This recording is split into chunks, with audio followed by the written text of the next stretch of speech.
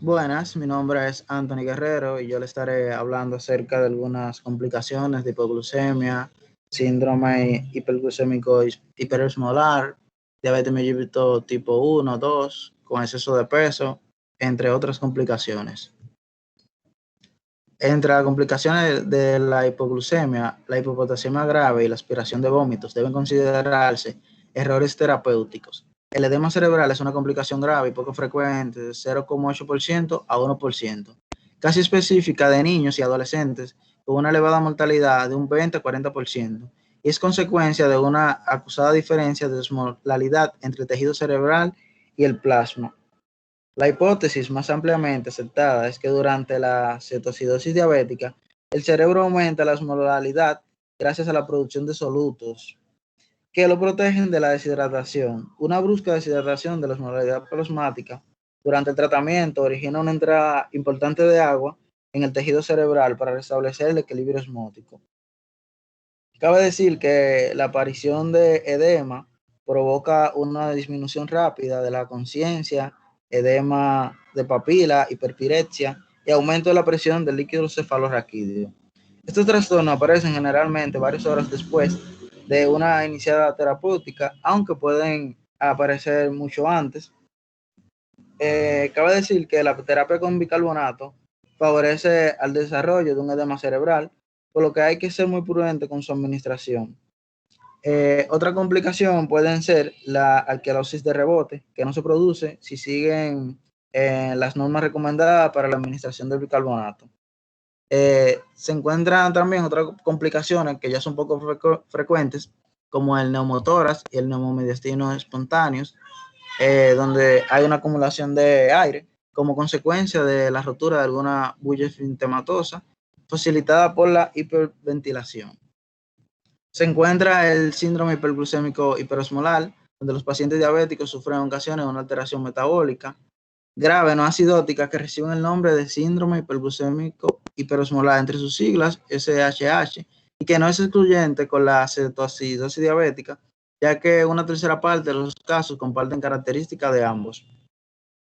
El síndrome hiperglucémico hiperosmolar se define por la ausencia de ácidos y una osmolaridad plasmática efectiva superior a 320 o una osmolaridad plasmática total superior a 340. Cabe decir que la frecuencia del síndrome hiperglucémico hiperosmolar tiende a aumentar debido a personas que se encuentran en un estado de vejez, y también tiene una mayor incidencia en el paciente con diabetes mellitus tipo 2. El pronóstico es más sombrío que el de la cetoacidosis diabética y su mortalidad oscila entre el 5 a 20%. Los factores desencadenantes del SHH son similares a los de cetoacidosis diabética. Lo único que en este hay una etiología infecciosa con de un 40 a un 60% de los casos. Se pueden intervenir algunos fármacos como glucocorticoides, diuréticos, tiacídicos, betabloqueantes, cimetidina, entre otros. El inicio de las manifestaciones clínicas suele ser aún más insidioso con un estado previo de descomposición hiperosmolar, incremento, incremento de gradual de la obnubilación, alucinaciones, semianoxia, afasias. Y por último, lo más importante es que hay que prevenir todas esas complicaciones.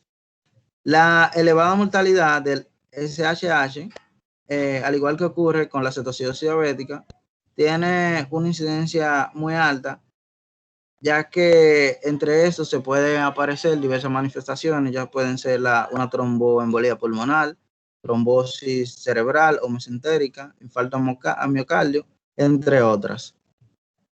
Se encuentra la acidosis láctica, donde las concentraciones plasmáticas de ácido láctico es normal o moderadamente elevada en los pacientes afectos con cetoacidosis diabética o síndrome hiperglucémico hiperosmolar, pero en determinadas ocasiones muy alta y domina el cuadro clínico. Este hecho es más frecuente cuando el aporte de oxígeno a los tejidos es insuficiente o existe una mala utilización del mismo, como ocurre en el SHOT insuficiencia cardíaco-respiratoria, anemia grave, intoxicación por etanol o isoniazida y la leucemia. Existen dos tipos de acidosis láctica, se pueden clasificar en tipo A o B. De acuerdo con la presencia de ausencia de hipoxia tisular, la de tipo B se divide en tres subtipos. La acidosis por metformina, que se acepta generalmente como de tipo B2, y la acidosis láctica cursa con taquipnea, deshidratación, dolor abdominal y un grado variable de coma. El tratamiento de acidosis láctica requiere conocer su causa, además de la reposición de agua y de electrolitos. Aparece administrar bicarbonato, aunque su eficacia está un poco redigirida, ya que esto no funciona exactamente. Se debe tratar principalmente las causas, ya sea como el shock, insuficiencia cardíaca, entre otros. Se encuentra el tratamiento de la diabetes mellitus, corregir el trastorno metabólico para que la glucosa plasmática sea lo más cercana a la normalidad, identificar las situaciones de riesgo para la aparición de complicaciones y prevenir o retrasar su desarrollo, tratar los trastornos asociados como la dislipidemia o la hipertensión arterial, ayudar a corregir las conductas de riesgo como el tabaquismo, contribuir a preservar o mejorar la calidad de vida del paciente.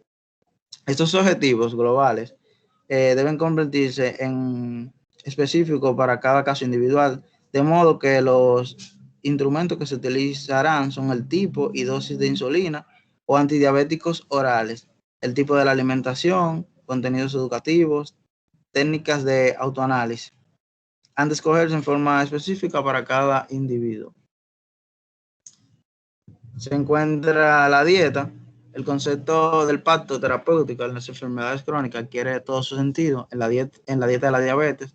El abordaje convencional consistente en dar una hoja impresa sin tan siquiera enterarse de los gustos y costumbres del paciente no sirve para nada y puede ser incluso vejatorio. Las recomendaciones deben hacerse de forma individualizada y se acordarán con el paciente los tipos y cantidades de alimentos. En la diabetes mellitus tipo 2 con exceso de peso, la corrección del sobrepeso, muy frecuente en el momento del diagnóstico de la diabetes mellitus tipo 2, es tan fundamentalmente como difícil de conseguir. A menudo es el único tratamiento que ha de proponerse, ya que la pérdida de peso, aunque solo sea moderada, del 5 al 7% del exceso, es el método más eficaz para disminuir la resistencia a la insulina, característica de esta situación. A corto término, son algo más efectivas las dietas bajas en hidratos de carbono, menores de 100 gramos al día. Las primeras producen cetosis y sacian más. Reducen más los triglicéridos y aumentan más el colesterol HDL, aunque las concentraciones de LDL, colesterol, son más altas que en las dietas bajas en grasa. Las primeras, ya dijimos que las primeras se producen cetosis y sacian más. Las fibras son hidratos de carbono complejos, inabsorbibles. En algunos casos se retrasa la absorción de los demás glúcidos. En sus principales componentes son la celulosa, la pectina y la hemicelulosa, que se encuentran en las membranas celulares de las plantas. Se encuentra la diabetes mellitus tipo 2 con peso normal y reserva de insulina. El contenido calórico global está condicionado por el metabolismo basal del individuo, que depende de su peso, talla, sexo y edad, así como de su actividad física, y su cálculo es exactamente el mismo que él se lleva a cabo para individuos no diabéticos. En personas que no precisan reducir su peso, básicamente se escribe que los hidratos de carbono deben aportar el 50-60% de las calorías, las proteínas alrededor del 15% y las grasas del resto. Estas proporciones suelen ser universalmente aceptadas, aunque no existe certeza absoluta de la validez de la recomendación. En la práctica es común que los hidratos de carbono cubran escasamente el 45% de las calorías, porque las inercias son difíciles de cambiar en las personas diabéticas. Todavía se les suele aconsejar que tome verduras, carne, pescado a la plancha y frutas, lo que constituye un exceso de proteínas y una escasez de hidratos de carbono. Por lo menos complejos, lo que se conoce como dieta mediterránea, en la ingestión de diaria de pescado, frutas, verduras, hervidas, crudas, aceite de oliva, frutos secos, entre otros. La prescripción dietética en la diabetes mellitus debe entenderse desde la perspectiva del trastorno crónico. No se trata de cumplir unas normas durante algunas semanas para perder algunos kilos de exceso, sino de aplicar un programa a lo largo mínimo en el que se introducen gradualmente los cambios necesarios para conseguir una conducta alimentaria adecuada a las necesidades de cada individuo. Se encuentra la diabetes mellitus insulinopénica. En este tipo de pacientes, diabetes mellitus tipo 2 sin reserva y diabetes mellitus 1, en general, las recomendaciones generales para una dieta saludable deben ser complementadas con la introducción adecuada que permita al paciente contar con los hidratos de carbono globalmente y por cada comida. Si no se domina esta habilidad, es imposible ajustar de forma adecuada la dosis de insulina. La báscula de alimentos es necesaria al principio, pero luego se debe sustituir por sistemas sencillos de medida como cuchara de sopa, taza de café, eh, alimentos que se clasifican como por ejemplo la leche, lácteos, yogur, entre otros. Bajo bajo el prisma de la medicina basada en la evidencia, puede facilitarse notablemente la complejidad del sistema de las dietas por raciones, que se supone que el contenido de hidratos de carbono de las verduras están bajos, excepto en guisantes y habas. Cuando la comida es mixta, puede considerarse irrelevante la fuente de procedencia de los hidratos de carbono, de modo que si se prescriben, por ejemplo, si 7 raciones en la comida, es igual a que procedan 3 de frutas, 3 de farináceos y 1 de lácteos. Se encuentra la insulina, los tipos de insulina. Según la precedencia, la insulina puede ser de buey, de cerdo y humana, aunque las de procedencia animal están prácticamente extinguidas. La insulina denominada humana procede de la tecnología DNA recombinante, ADN.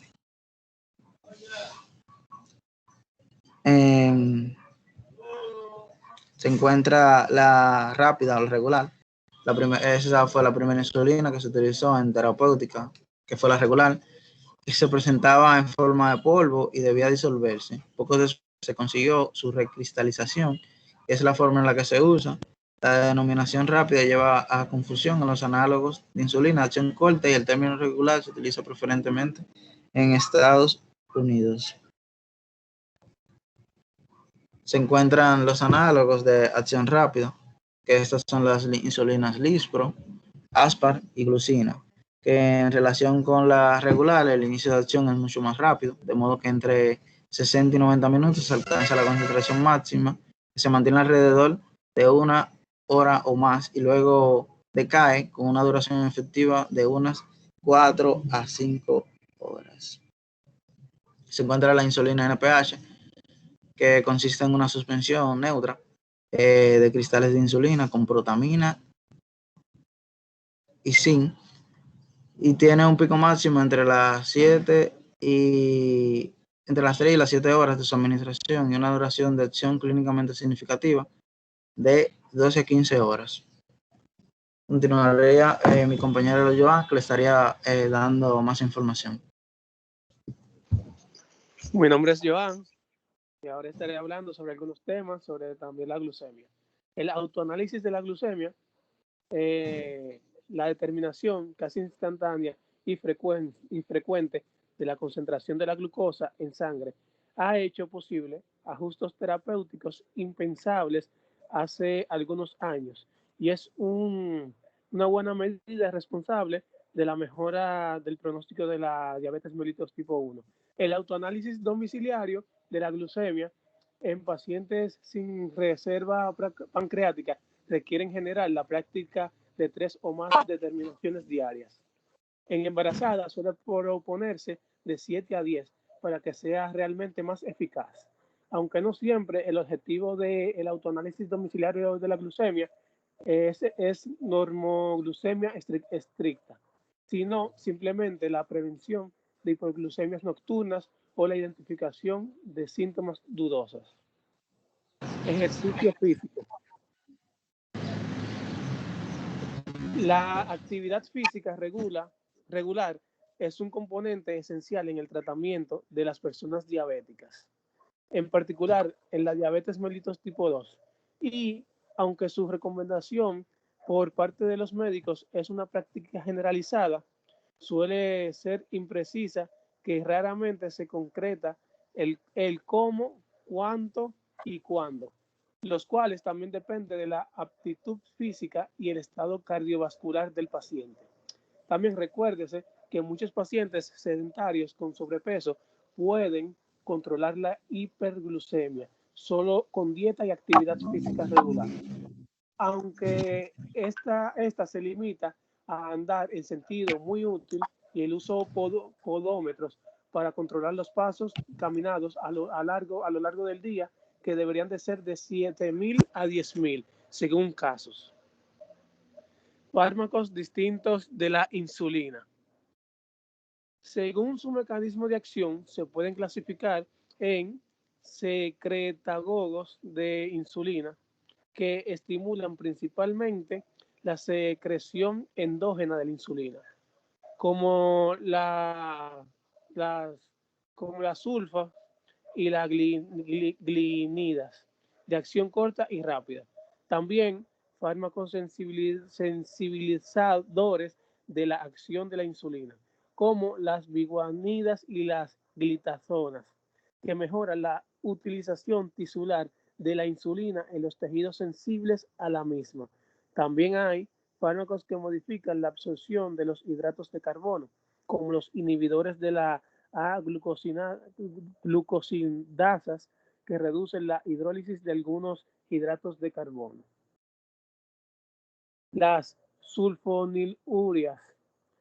Las sulfonilurias estimulan la secreción endógena de insulina, pero no su síntesis.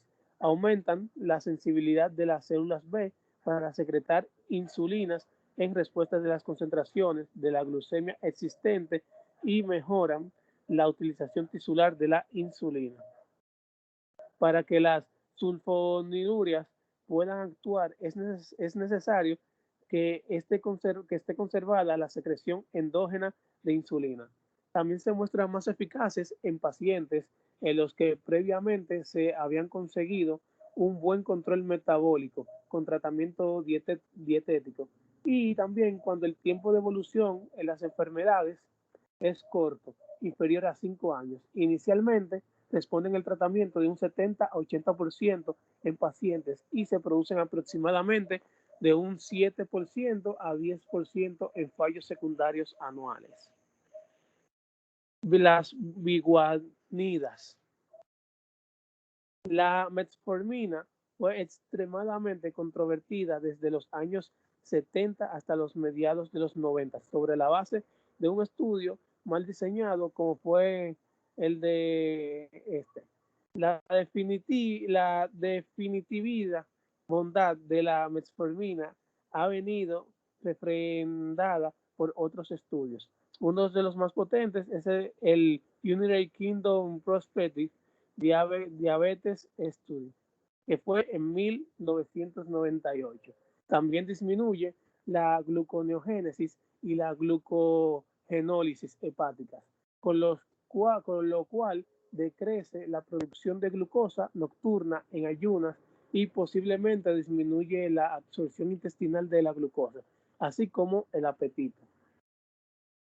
La metformina no suele producir hipoglucemias a menos de que se asocie a otros fármacos hipoglucemiantes o a cantidades abusivas de alcohol. No estimula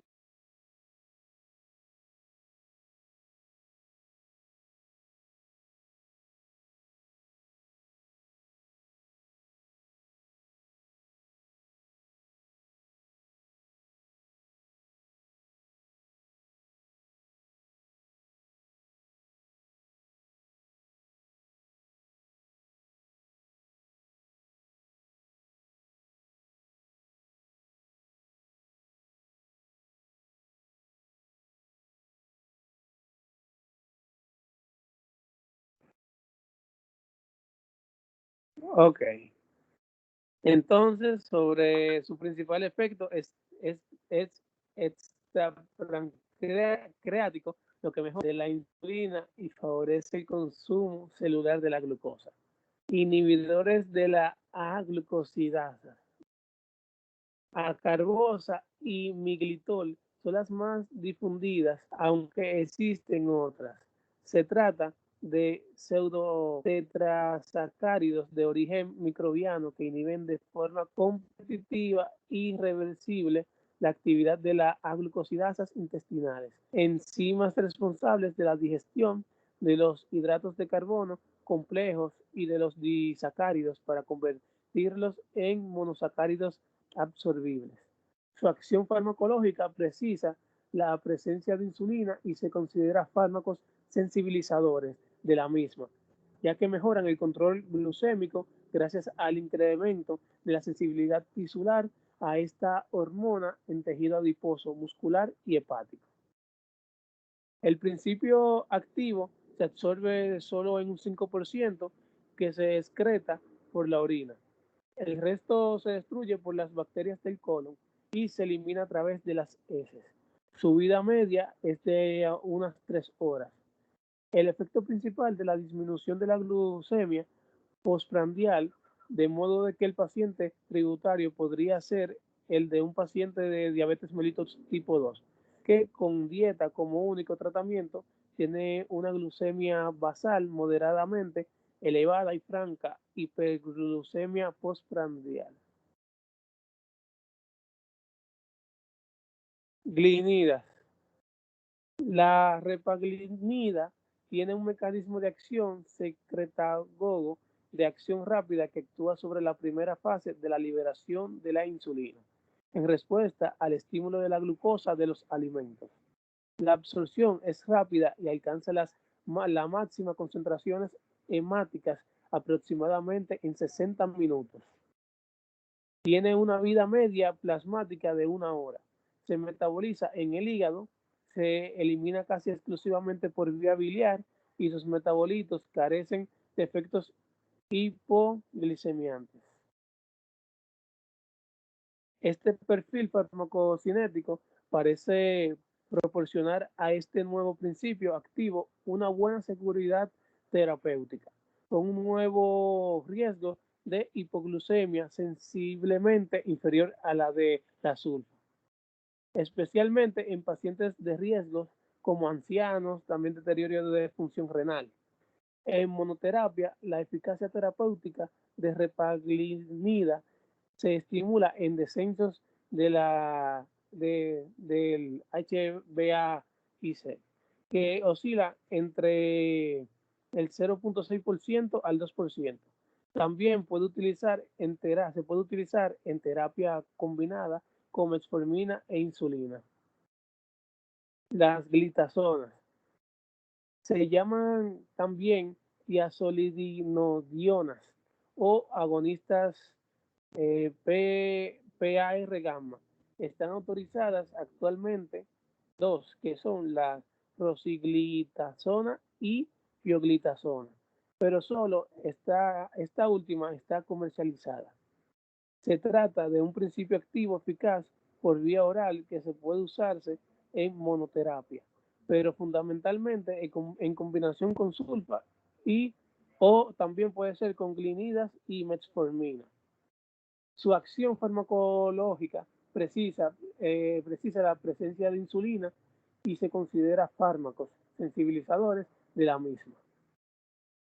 Las incretinas e inhibidores de la dipeptidilpeptidasa 4. Las incretinas se liberan por el intestino antes de la llegada de los alimentos y estimulan a la secreción de insulina. Aumentan su síntesis y regulan la replicación de las células beta o B e inhiben su apoptosis. Las más relevantes son la GLP-1, que es Glucagon-like Peptide 1, y la GIP, que es Gastric Inhibitory Peptide. La GLP-1 además disminuye la secreción de glucagón, enlentece el vaciado gástrico, produce sensación de saciedad y aumento de la captación periférica de glucosa. la pranlintida. Se trata de un derivado sintético análogo a la amilina humana, hormona neuroendocrina segregada por las células B pancreáticas y contribuye al control de la glucemia durante el periodo postprandial a través de la modulación del vaciado gástrico y la inhibición del pico postprandial del glucagón. Se usa en inyecciones subcutáneas tanto en diabetes mellitus tipo 1 y 2 y se debe administrar antes de las comidas principales. Por sí mismo no produce hipoglucemia, pero potencia a la insulina y sulfa. No está comercializada todavía en España. Esquema general del tratamiento farmacológico de la diabetes mellitus tipo 2. En los últimos años han sucedido diferentes guías, consensos y recomendaciones de sociedades científicas que raramente tienen más de un año de vigencia, porque las novedades de este campo se suceden muy rápidamente. En menos de 20 años hemos pasado de 3 fármacos, que son las sulfas, las insulinas y la metformina, a nada menos que 12 agentes farmacológicos que disminuyen la glucosa. Este auténtico arsenal terapéutico ha contribuido sin duda a la mejora del control en pacientes con diabetes tipo 2. Manejarlo adecuadamente no es fácil y en su elección influyen la disponibilidad, la seguridad clínica, la eficacia y la relación del beneficio, que es auténtica espada de Damocles sobre el prescriptor. Trasplante de páncreas. Los primeros trasplantes de páncreas entre los humanos es de 1966 Kelly y desde 1978 que existe un registro internacional. En la actualidad se realizan de 1.500 a 2.000 trasplantes anuales y en todo el mundo se habrán llevado a cabo cerca de 30.000 a finales del 2015. El trasplante puede ser entero o segmentario, cuerpo y cola, y generalmente se realiza simultáneo con el del riñón, aunque algunos son consecutivos y otros los menos de páncreas aislado. Los mejores resultados se obtienen con drenaje venoso a la vía portal y secreciones exocrinas abocadas al tubo digestivo en lugares de la vejiga urinaria como años atrás. Los resultados han mejorado en los últimos años y la supervivencia de pacientes y de órganos para el simultáneo en primer año es del 95 al 85%, respectivamente, y en el tercero de alrededor del 90 al 65%, respectivamente. Las complicaciones más frecuentes son el rechazo y la trombosis vascular del injerto, así como también las infecciones. Ahora lo voy a dejar con mi compañero Cristian Moya, que seguirá abundando más sobre el tema. Bien, como dijo mi compañero, yo soy Cristian y yo les voy a seguir con trasplante de islotes pancreáticos.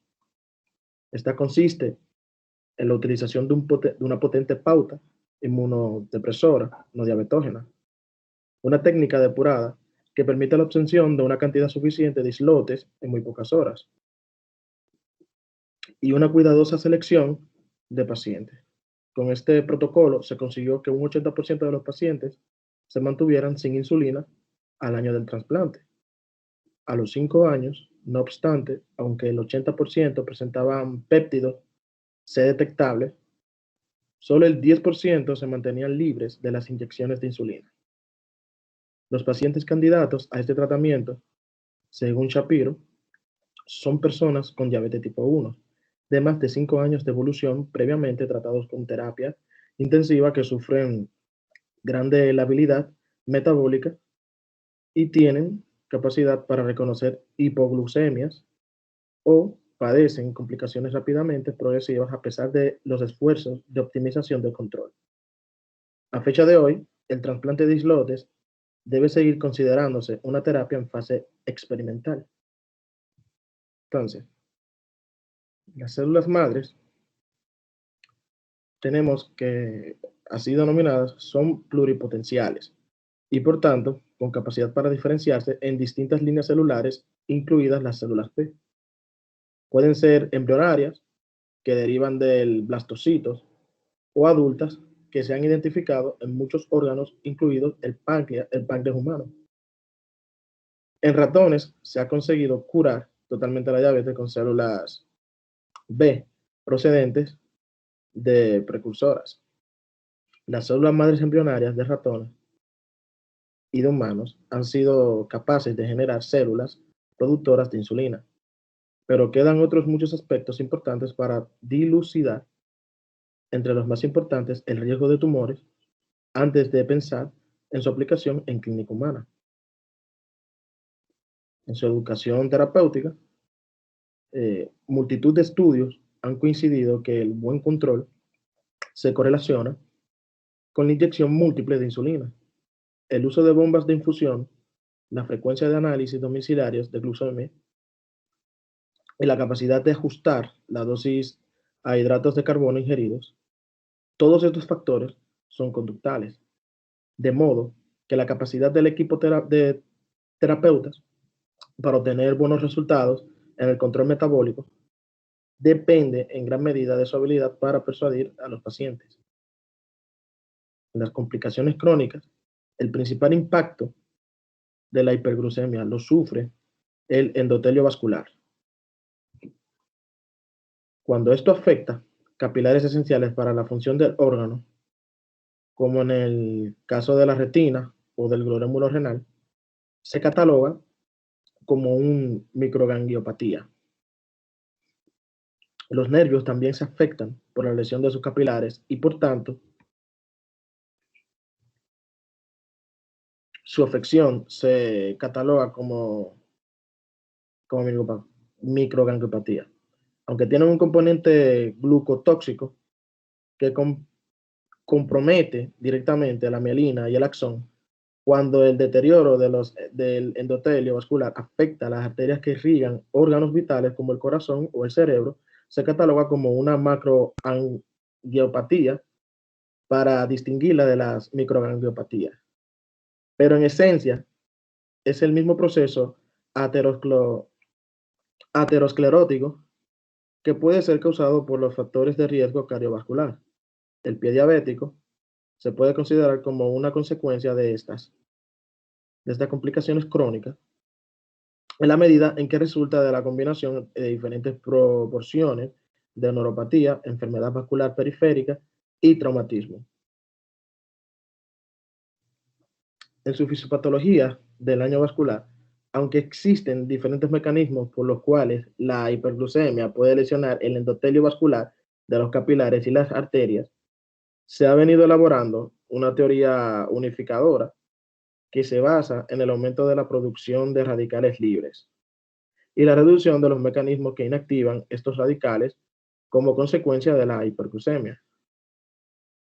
La deficiente producción y actividad del óxido nírico, por la célula endotelial también desempeñan un papel importante. Más del 80% de la glucosa se degrada por la vía glicolítica, generando electrones que se almacenan en el dinucleótido de nicotinamida y adenina en su forma reducida. La coenzima encargada del intercambio de los electrones e hidrogeniones para la producción de energía de las células, cuando se produce hiperglucemia persistente, se genera un desequilibrio entre NADH y NAD, creando un estado de pseudohipoxia que impide el consumo adecuado de oxígeno. Este estado, a su vez, da lugar a sobreproducción a nivel mitocondrial de la unión del superóxido, uno de las especies reactivas de oxígeno más nocivos y a la vez precursor de otras especies reactivas de oxígeno, como el superóxido de hidrógeno, y el radical hidroxilo. También genera peroxinitrito al reaccionar con el oxígeno nítrico. Todo esto produce un estrés oxidativo y conduce a la acumulación de sustancias implicadas directamente en el daño endotelial, como la proteína sinasa. Los productos terminales de glicosilación avanzada, el sorbitol y la hexosaminasa. En sus complicaciones oculares, aproximadamente un tercio de las personas con diabetes desarrollan daño ocular por la diabetes. El principal tejido afectado por la microgangliopatía es la retina, hasta el punto de que el mayor riesgo de desarrollar retinopatía diabética ha permitido establecer los puntos de corte para el diagnóstico de diabetes tal como lo conocemos actualmente. La retinopatía diabética, las primeras manifestaciones clínicas de la retinopatía diabética se observan como puntos rojos, como se muestra en la imagen, y consisten en pequeños aneurismas de los capilares y pequeñas hemorragias causadas por la rotura de los mismos. También se puede observar exudados causados por salida de lipoproteína. En esta fase no se afecta la visión, pero el daño vascular puede causar isquemia, que se puede deducir por la presencia de exudados algodonosos o blandos. Esta fase, llamada retinopatía diabética, de fondo no afecta la visión.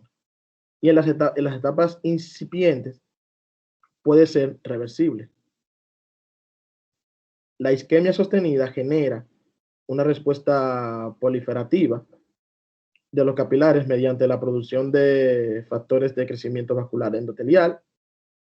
Y en esta fase, llamada retinopatía diabética proliferativa, se pueden observar nuevos vasos que infiltran la retina y se extienden al vítreo.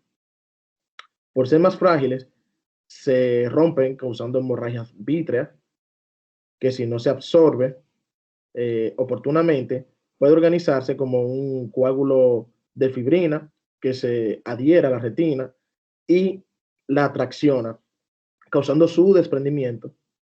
La retinopatía diabética es actualmente la principal causa de pérdida de la visión en los adultos activos laboralmente y se prevé que sea la principal causa global de ceguera en los próximos 20 años.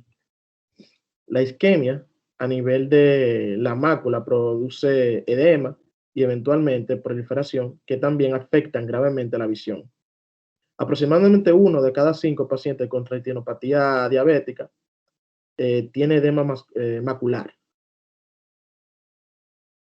El diagnóstico de la retinopatía diabética, por no causar alteraciones de la visión en su fase inicial, la retinopatía diabética debe buscarse mediante tamizaje en toda persona con diabetes tipo 2.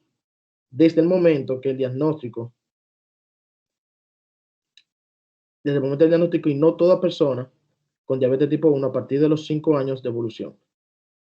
Se hace un examen de fondo de ojo con pupila dilatada y sensibilidad y la especificidad llegan a ser suficientes para diagnosticar retinopatía diabética y establecer su gravedad. La sensibilidad para detectarla llega a ser superior al 80%. Cuando se sospecha la presencia de isquemia grave, se puede documentar con una angiografía utilizando fluorescencia como medio de contraste. En este examen se puede observar también el estado de los capilares y de la mácula, incluyendo la presencia de neovascularización. El edema macular se manifiesta por pérdida rápida y progresiva de la visión central y obliga la remisión inmediata de oftalmólogo. Tratamiento de la retinopatía diabética. No hay un tratamiento específico para la retinopatía diabética en fase de fondo. Sin embargo, los estudios clínicos controlados han demostrado que es posible evitar su progresión e inclusive hacer desaparecer los cambios iniciales con un control intensivo de la leucemia y un control estricto de la hipertensión arterial. Cuando hay isquemia clínicamente significativa, la fotocoagulación con láser de las zonas isquémicas evita la proliferación y previene los estragos causados por la neovascularización. El procedimiento de elección es la panfotocoagulación, que respeta el área macular y solamente causa pérdida leve a moderada de la visión periférica. La inyección intraocular de agentes biológicos que inhiben la VEGF, como el aflibercept, el bevacizumab y el ranibizumab, puede reducir el edema vascular y mejorar o al menos detener la pérdida de visión central. Otras complicaciones oculares, siendo la hiperglucemia marcada, puede causar cambios abruptos de la refracción por edema del cristalino. En este caso, la refracción original se recupera al cabo de 2 meses si la glucemia se controla. Puede ser la primera manifestación de la diabetes. Sin embargo, el proceso puede continuar y acelerar la aparición de cataratas. El glaucoma es más frecuente en personas con diabetes de larga evolución y puede ser causado por neovascularización que afecta el ángulo iridocorneal, aunque en la mayoría de los casos este ángulo es abierto. Complicaciones renales. En la nefropatía diabética, la nefropatía diabética es la principal causa de muerte por microangiopatía y se considera también un factor de riesgo mayor para enfermedad cardiovascular. La nefropatía diabética, en sus fases avanzadas, afecta al 10% de las personas con diabetes y alrededor de 1/3 de las personas con diabetes tipo 1. Y una quinta parte de las personas con diabetes tipo 2 la tienen al cabo de 16 años de evolución clínica. En el diagnóstico de nefropatía diabética, tenemos que afecta fundamentalmente el glomérulo, por lo cual una de sus primeras manifestaciones es el aumento de la permeabilidad capilar para la albúmina, produciendo albuminuria. En teoría, no debería haber albúmina en la orina, pero se considera aceptable una excreción menor de 30 miligramos en 24 horas, que equivale a 30 miligramos por cada gramo de creatinuria. Cuando se mide en una muestra de orina, la medición se hace con un método que mida exclusivamente la albúmina. Cuando la excreción está entre 30 y 300 miligramos, se denomina microalbuminuria. Cuando la excreción es mayor, se llama macroalbuminuria y puede evaluar inclusive mediante la medición de la proteinuria por métodos usuales, porque en esa cantidad la proteína urinaria refleja si exclusivamente la albúmina procede del glomérulo. Puede haber falsos positivos por infección urinaria o menstruación. Conviene repetir la medición de microalbuminuria 2 veces con intervalos del 1 al 2, de 1 a 2 meses para confirmar que es positiva en por lo menos 2 de 3 muestras. Sin embargo, para el diagnóstico de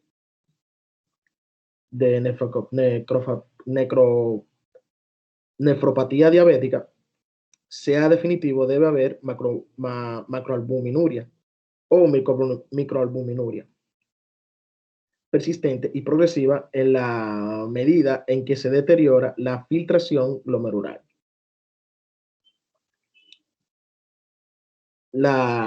Se calcula con base en la creatinina sérica mediante una de las fórmulas disponibles.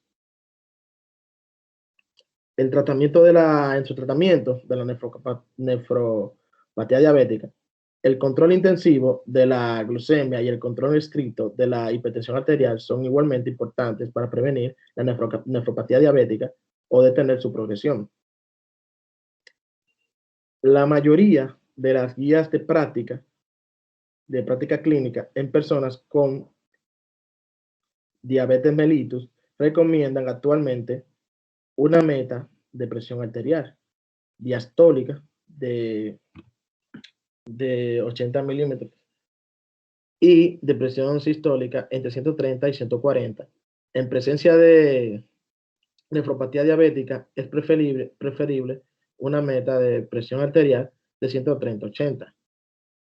La mayoría de los estudios clínicos han demostrado una mayor efectividad de los antihipertensivos que intervienen en el sistema renin-angiotensina, aldosterona, para reducir la albuminuria y retrasar la progresión de nefropatía diabética. Por tanto, se recomienda iniciar tratamiento con inhibidor de la enzima convertidora de la angiostenina o con antagonista del receptor angiostenina 2. Cuando se detecte microalbuminuria persistente, aún en ausencia de hipertensión arterial, cuando esta última aparezca, el objetivo fundamental es controlarla estrictamente, agregando, si es necesario, otro antihipertensivo como un diurético, tiazídico o bloqueador de los canales de calcio. Y, si es necesario, se pueden combinar. El trasplante simultáneo de riñón y páncreas permite que los pacientes con diabetes tipo 1 ya no requieran insulina utilizando la misma medicación inmunodepresora para evitar el rechazo de los órganos trasplantados.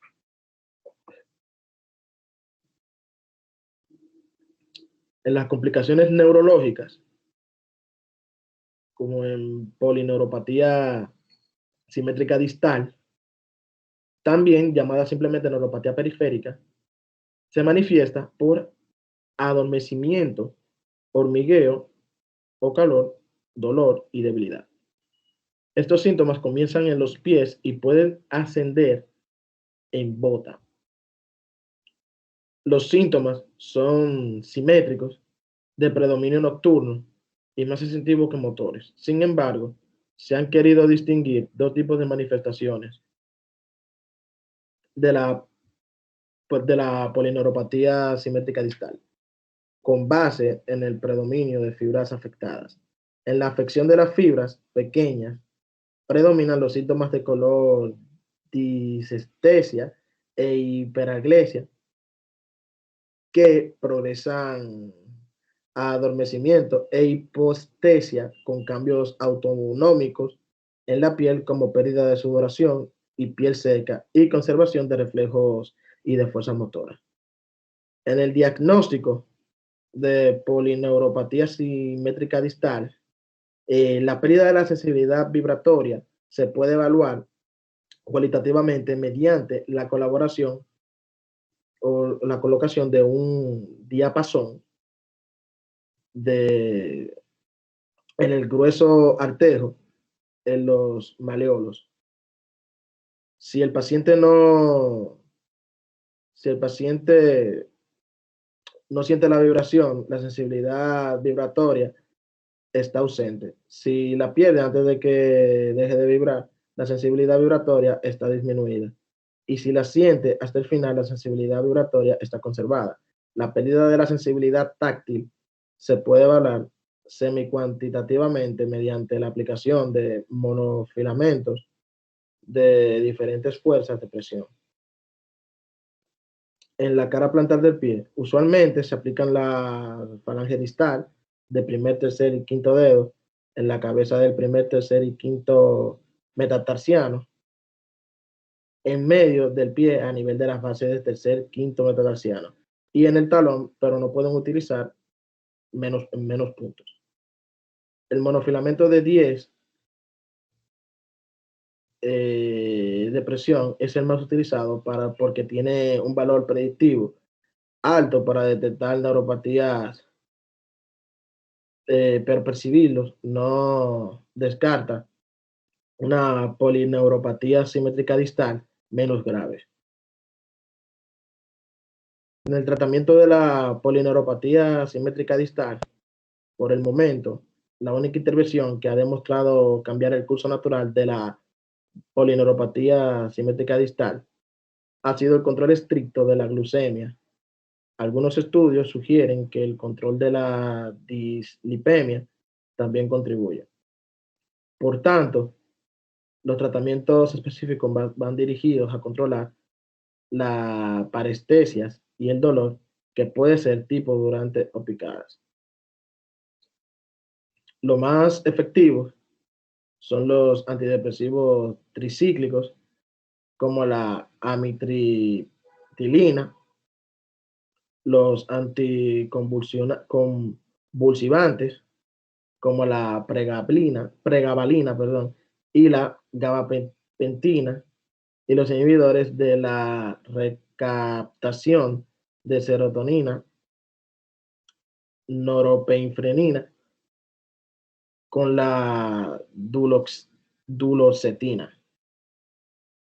En neuropatía motora proximal también se llamaba amiotrofía diabética. Afecta a personas mayores con diabetes tipo 2 de manera abrupta o gradual. Comienza con dolor intenso en todas las zonas de la cadera, nalga y músculos, con debilidad muscular proximal progresiva hasta el punto de no poder levantarse de una silla, y fasciculaciones. El reflejo rotuliano desaparece y puede documentar asimetría en el perímetro de los muslos.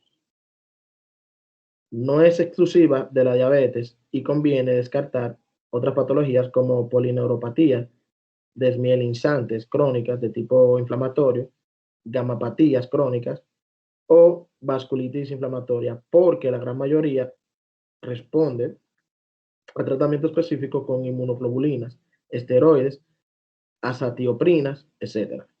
Cuando tienen origen diabético, el tratamiento es sintomático, incluyendo fisioterapia, y puede durar hasta 2 años. En radiculopatía troncular, esta afecta principalmente a los hombres, produciendo dolor en la circunda, el tronco a nivel torácico, bajo o abdominal, de forma completa o parcial. No hay debilidad muscular y se resuelve en menos de 6 meses. En neuropatías monofocales y multifocales, ocurren de forma abrupta en adultos mayores, con dolor y compromiso funcional. Afectan la distribución de un nervio como el mediano, cubital, peroneo, ciático, intercostales y frénico, o de un par craneal como es el 3, el 6 o el 7.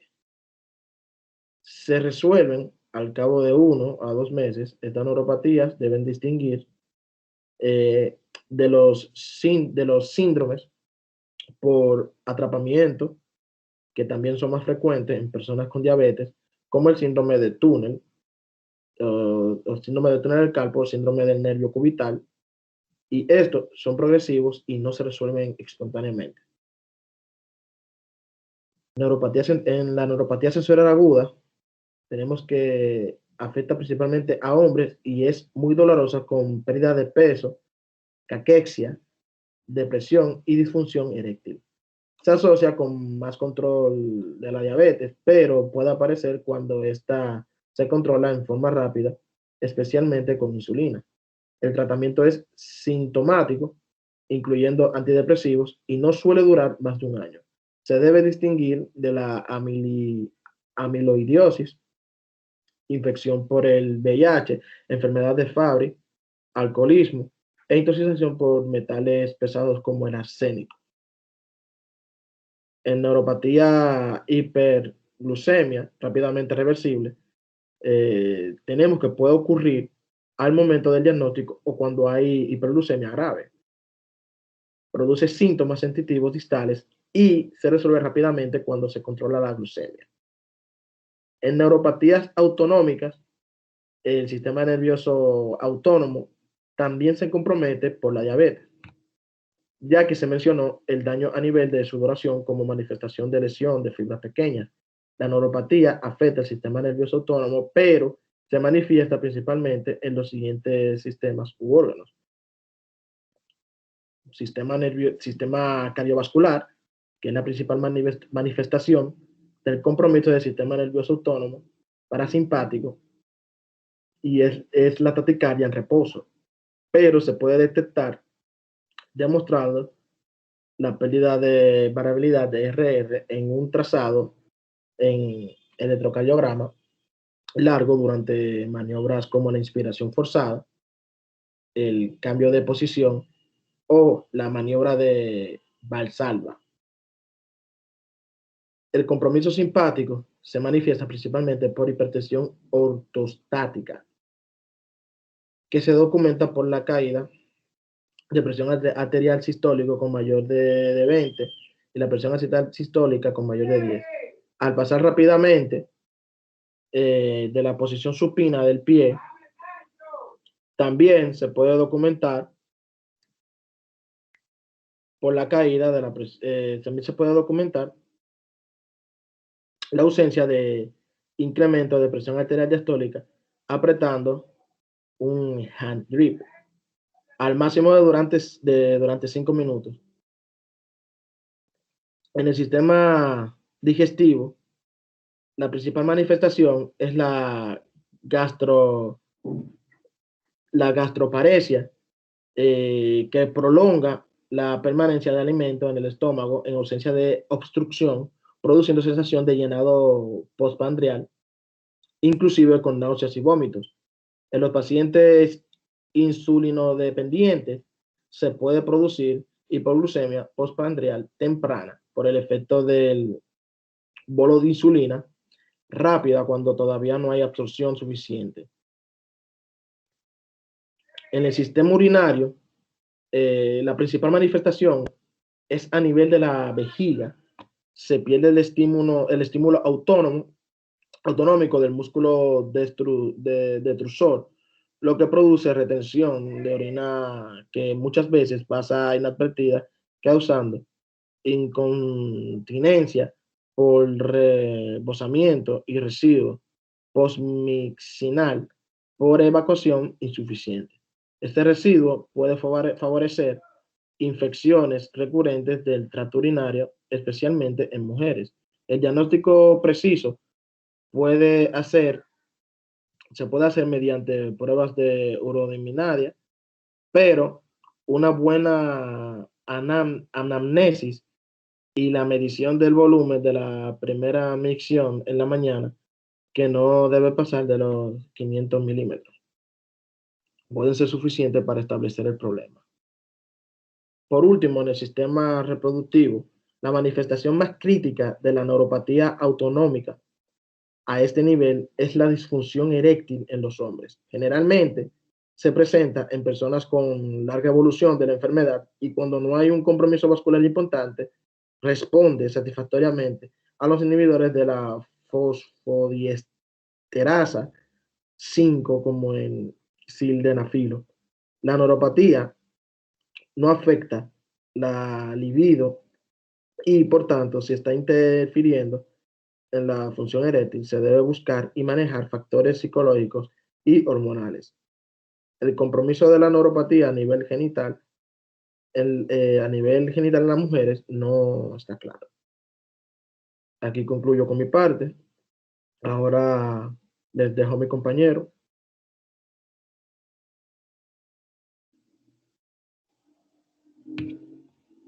Mi nombre es Jobs Ortiz. Como ven en la pantalla, esos son los temas que yo le voy a estar presentando, iniciando con las complicaciones dermatológicas. Algunas manifestaciones cutáneas de la diabetes están directamente relacionadas con los mismos mecanismos que causan la disfunción endotelial por hiperglucemia, como el engrosamiento de la piel, que se manifiesta principalmente en las manos, con dificultad para estirar completamente los dedos, que se observa al juntar las manos en señal de oración, que ese es el signo del rezo, y que se puede afectar gravemente la movilidad de las manos por queiroartropatía, especialmente de las personas con diabetes mellitus tipo 1 de larga evolución. Sin embargo, la mayoría de las dermopatías no son exclusivas de la diabetes, aunque sí más frecuentes. Bien, continuamos hablando acerca de lo que son las dermopatías diabéticas. Consiste en manchas pigmentadas y retraídas de pequeño tamaño, alrededor de 1 centímetro, localizadas en la cara anterior de las piernas, como pueden ver en la imagen. Los pacientes las atribuyen a traumas, pero ocurren espontáneamente. Ese de valor pronóstico, aunque en ocasiones puede servir al clínico para diagnosticar una diabetes mellitus del adulto, ya que puede preceder a otras manifestaciones clínicas. Bien, continuamos con lo que es necrobiosis lipoídica, que esta es una enfermedad crónica granulomatosa caracterizada por pápulas o placas eritematosas que crecen ocre amarillentas con atrofia central. Pueden tener telangiectasias. Típicamente se localizan en región pretibial, pero pueden aparecer en la cara, el pene, el cuero cabelludo y en 1/3 de los pacientes se pueden úlceras. Son más frecuentes en personas con diabetes, especialmente mujeres, aunque su frecuencia es muy baja, menor a 1%. Se pueden tratar corticosteroides intralesionales, tópicos o sistémicos. Bien, continuamos hablando ahora de lo que es la abulosis diabeticorium. Es aún menos frecuente y consiste en la aparición de flictenas, que son ampollas de contenido estéril semejante a las de una quemadura de 2º grado en la cara anterior del pie, en las piernas o en los muslos. Pueden estar asociadas a traumatismo leve. Se debe evitar manipulación que conduzca a sobreinfección. Las lesiones remiten en cuestión de semanas sin dejar cicatriz, pero pueden ocurrir. Ahora vamos a hablar de lo que son las manifestaciones fungueales. No es infrecuente encontrar onicomicosis en personas con diabetes e inclusive telangiectasia periungueal. También uñas amarillentas.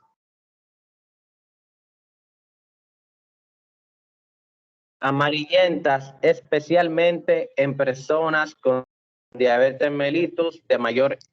Aparte del color, suelen crecer más lento y más curvas, con estrías longitudinales. Al parecer son el producto de acumulación de AGE. Continuamos hablando de lo que son otras lesiones asociadas a la diabetes.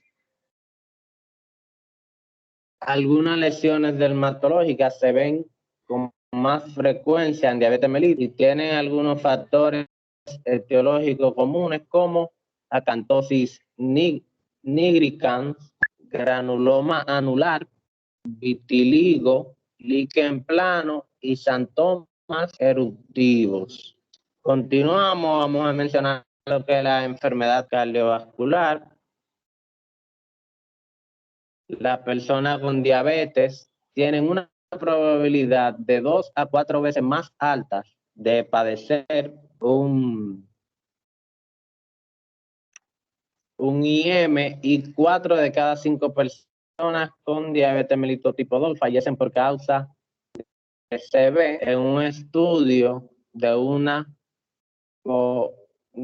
cohorte finlandesa se demostró que al cabo de 7 años las personas con diabetes tuvieron una incidencia de IM igual a la de las demás personas sin diabetes, pero que ya tenían enfermedad coronaria aumentada. También tuvieron una incidencia similar de muerte cardiovascular. Por esto, la diabetes pasó a considerarse un equivalente coronario para efectos del manejo del colesterol y así quedó consignado en el tercer panel del tratamiento de adultos. Esto no se confirmó en la mayoría de los estudios posteriores y en un metaanálisis reciente del riesgo de un IM en las personas con diabetes fue de un 40% menos que en personas sin diabetes, pero con IM.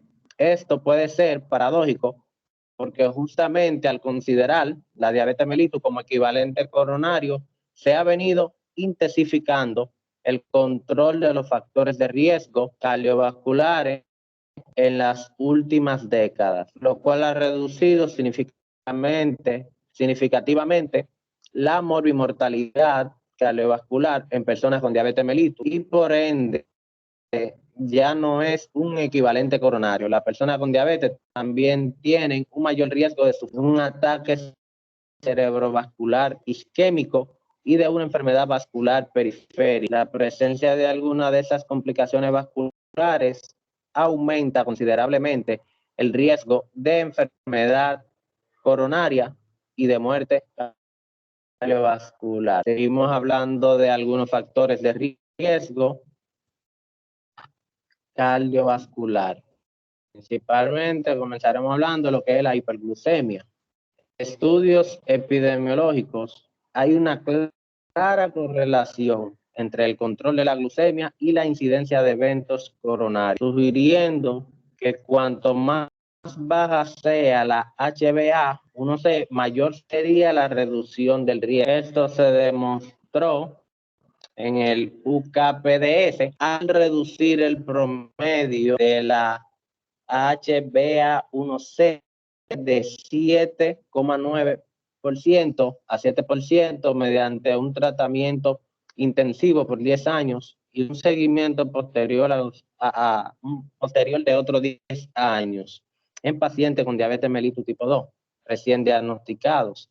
Sin embargo, 3 estudios recién ACORD, ADVANCE y VADT que intentaron reducir la HbA1c aún más en pacientes con diabetes mellitus tipo 2 de larga evolución, no lograron demostrar una reducción significativa del riesgo cardiovascular.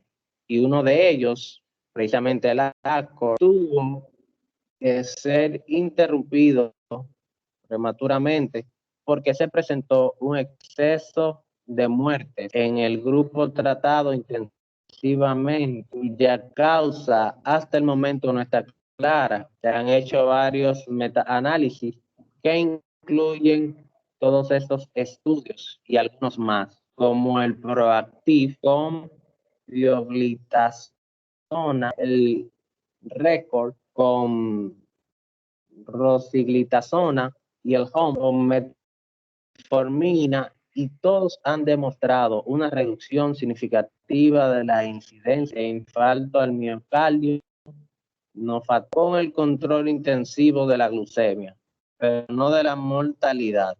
Es probable que el tiempo de evolución de la diabetes, la presencia de enfermedad cardiovascular previa, la agresividad con la que se pretende controlar la glucemia y la inclusión de antidiabéticos que causan hipoglucemia e incremento de peso puedan reducir e inclusive contrarrestar el impacto del control intensivo sobre el riesgo cardiovascular.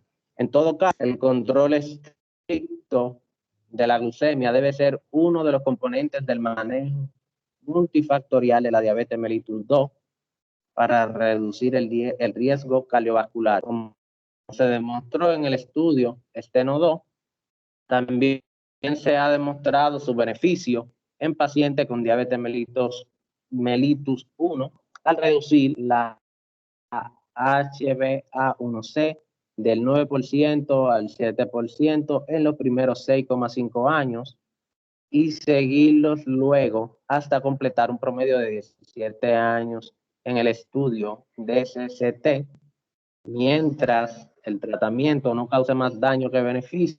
Se debe intentar el control estricto de la glucemia también en los pacientes que ya tienen enfermedad cardiovascular, buscando una meta de HbA1c de 7% o menos.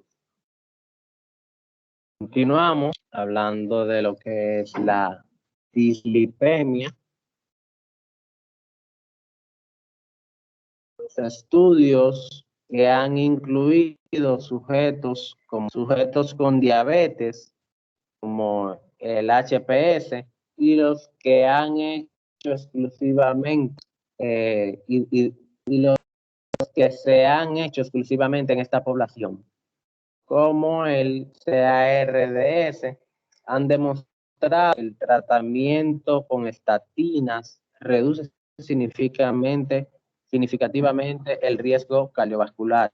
En personas con diabetes mellitus 2, en los metaanálisis, el impacto es igual que en la población no diabética, aunque el efecto depende principalmente de la reducción del colesterol, LDL. Su beneficio se ha observado aún en pacientes con niveles inicialmente de LDL. Esto ha generado discrepancias con relación a la meta de LDL que se debe alcanzar con el tratamiento. El tercer panel del tratamiento del colesterol en adultos recomienda que se trate a toda persona con diabetes mellitus 2 con un equivalente coronario, buscando una meta inicial de LDL menor de 100 miligramos sobre decilitro, de menor de 2,6 mol sobre litro, que debería bajar a 70 miligramos sobre decilitro, es decir, menor a 1,8 mol sobre litro. Si la persona tiene un riesgo muy alto o historia de enfermedad cardiovascular previa, la European Society of Cardiology y la European Atherosclerosis Society recomiendan esta última meta para todos los pacientes con diabetes mellitus 2 y aquellos con diabetes mellitus 1 que tengan daño de órgano blanco. En caso de no alcanzar la meta, se debe reducir el LDL al menos un 50%. Continuamos hablando de la hipertensión arterial.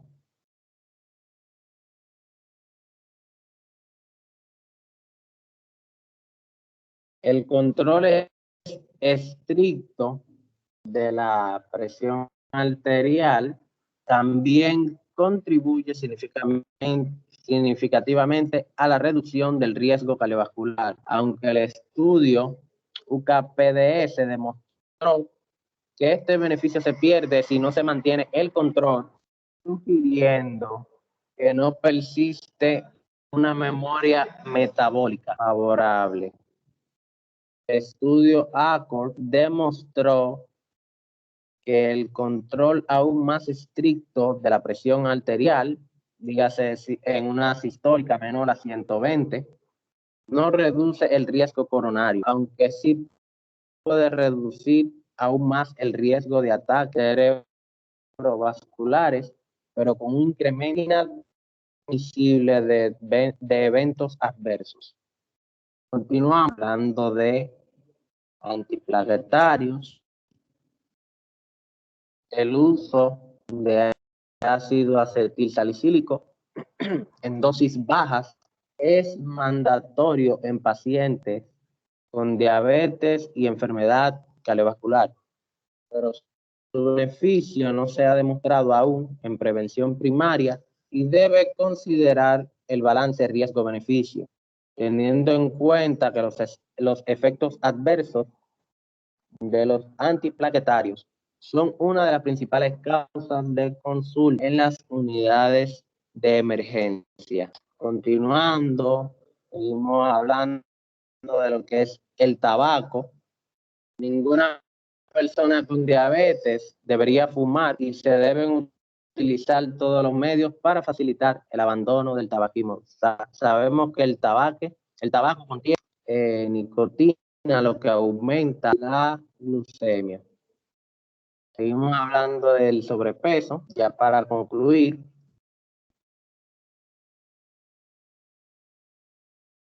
Aunque los estudios como el Look Ahead han logrado demostrar que la reducción de peso produzca una reducción del riesgo cardiovascular en personas con diabetes, esta debe ser una prioridad en el manejo del paciente y, en particular, se debe reducir al máximo el exceso de grasa visceral por ser particularmente aterogénico. En América Latina se considera que una persona tiene exceso de grasa visceral cuando su perímetro de cintura es mayor de 94 centímetros en los hombres y de 88 a 90 centímetros en las mujeres. En España, un estudio reciente sugiere puntos de corte similares de 94,5 y 89,5 centímetros respectivamente. En Estados Unidos, este punto de corte es de 102 para hombres y 88 centímetros para mujeres. Y en el sudeste asiático es de 90 y 80 centímetros respectivamente. Hasta aquí mi parte de mi exposición. Continúa mi compañero. Muy buenas tardes. A mí me tocó hablar sobre la detención de enfermedades cardiovasculares, control de la enfermedad, etc. La detención de enfermedad cardiovascular.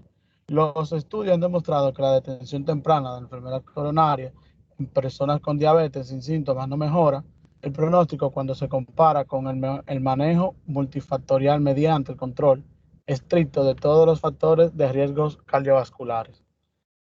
Por tanto, se recomienda iniciar la evaluación de la enfermedad coronaria con pruebas de esfuerzo físico o farmacológicos, solamente en el paciente sintomático. Las personas con diabetes pueden presentar síntomas atípicos y se debe presentar especial atención a la aparición súbita y persistente de disnea con esfuerzo.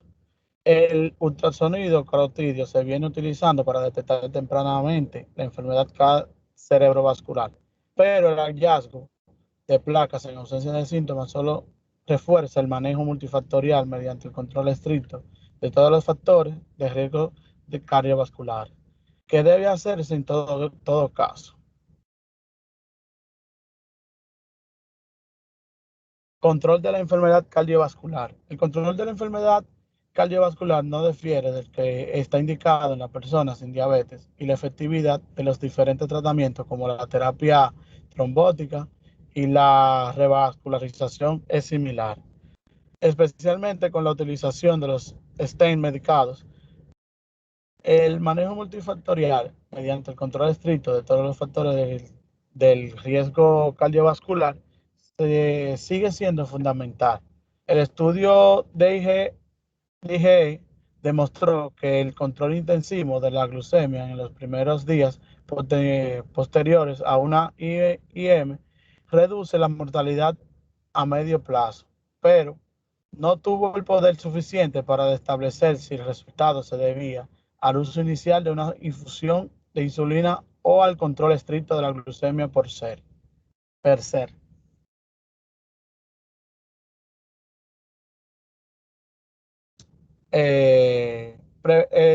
Antes de hablar de la prevención del pie diabético, el pie diabético se denomina a la presencia de una úlcera en el pie. Generalmente esta se produce por un traumatismo menor repetido persistente en presencia de un pie insensible por neuropatía periférica. Las causas más frecuentes de este traumatismo está el uso de calzado inapropiado o el que se pueda producir al caminar descalzo o un mal pedicure, pero puede también prevenir de una carga inadecuada sobre un pie deformado por la misma neuropatía. Bueno, ahora la prevención del pie diabético. El examen del pie debe hacerse al menos en la visita médica inicial y luego cada año. El examen debe ser semestral cuando sea diagnosticado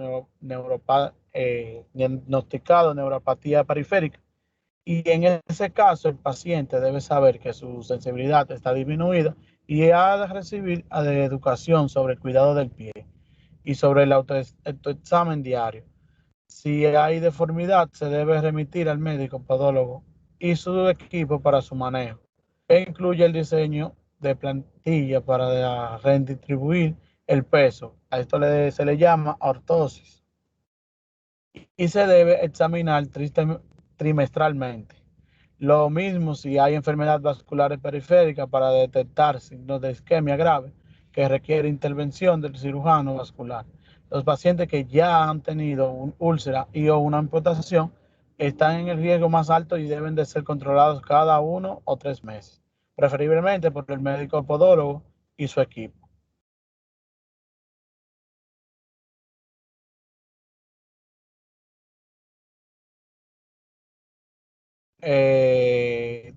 Antes de hablar sobre el control de infección, vamos a hablar sobre el tratamiento de la úlcera.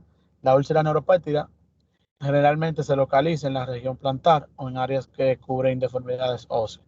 Se debe mantener limpia mediante desbridamiento mecánico temprano y repetido si es necesario, y cubierta por un apósito que controle el exceso de exudación y mantenga el medio húmedo. Bueno, el control de la infección. El control de la infección, la presencia al menos de 2 signos de inflamación local, que son rubor, calor, insudoración, molestia o dolor, o de secreción purulenta, indica que hay una infección de la úlcera, que puede ser leve, superficial con la celulitis mínima, moderada, que puede ser más profunda y extensa, o grave, que los signos sintomáticos de sepsis.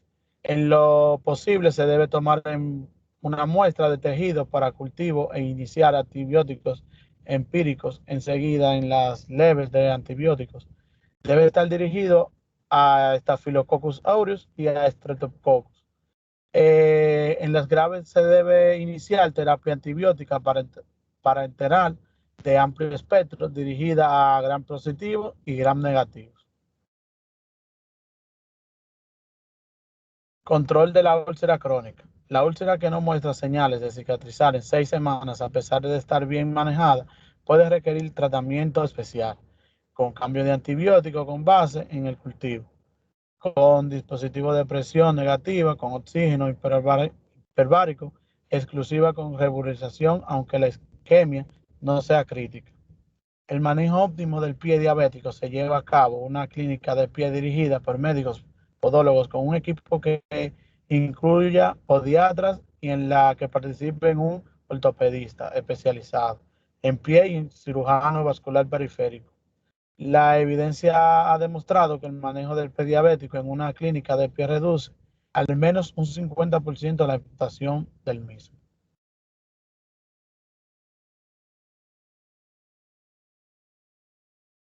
Diabetes en situaciones especiales.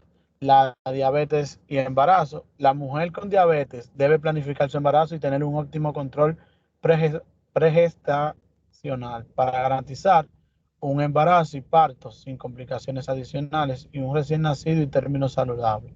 Esto es especialmente crítico en las mujeres con diabetes pregestacional de tipo 1, pero también en las mujeres con diabetes mellitus de tipo 2, cuando la diabetes se diagnostica durante el embarazo, se denomina diabetes pregestacional, aunque pudiera haber comenzado antes sin reconocida, como ocurre con alguna frecuencia en la diabetes mellitus tipo 2.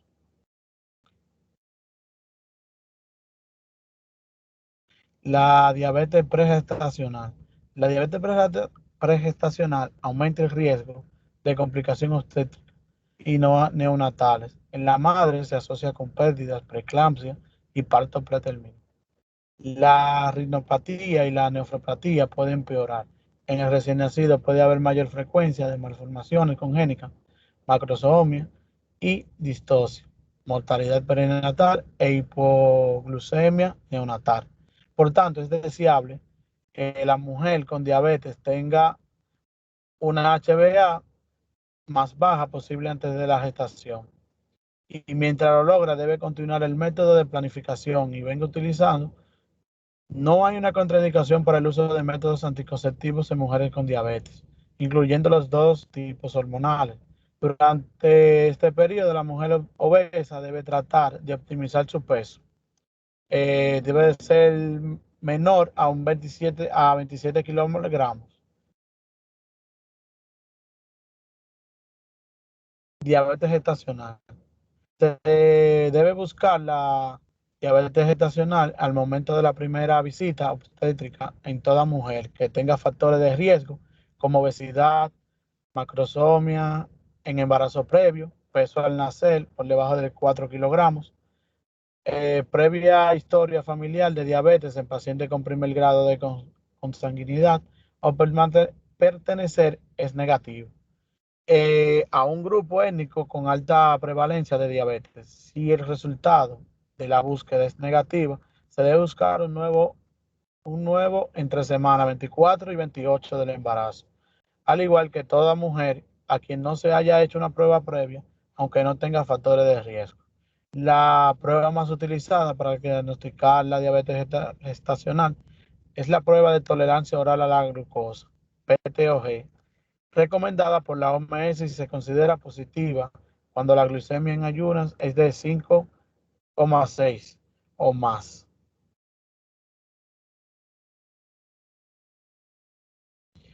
Cirugía. Toda persona con diabetes puede ser sometido a una cirugía o una intervención quirúrgica si está indicada. La mala cicatrización de las heridas suelen limitarse a la zona isquémica como ocurre en el pie diabético y no a las heridas quirúrgicas. En todo caso, se debe tratar de optimizar el control de la glucemia previa a la cirugía cuando está programada y o permite un compás de espera. La HbA1c debería estar por debajo de los 8,5% y deseable para la glucemia prequirúrgica que se encuentre siempre por debajo de 10. Para que los mecanismos de defensa del huésped o las infecciones y la inflamación funcionen adecuadamente, pero se debe de tener en cuenta que en ocasiones es la propia infección la que no permite optimizar el control mientras no se erradique la fuente de la misma.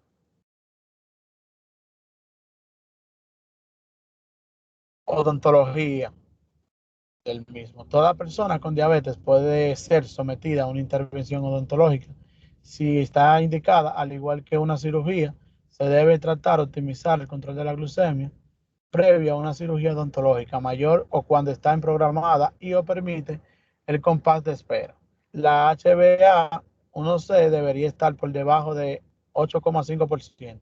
Es deseable que la glucemia prequirúrgica se encuentre siempre por debajo.